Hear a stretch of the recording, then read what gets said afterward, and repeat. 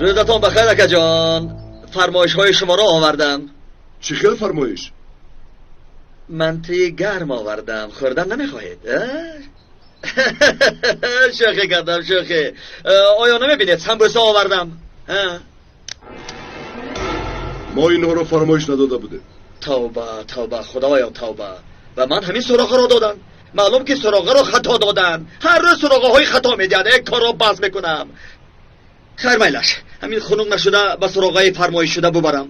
خیر میلش، سلامت باشید. ایستا اینجا بیا. کنی من یک پرسم؟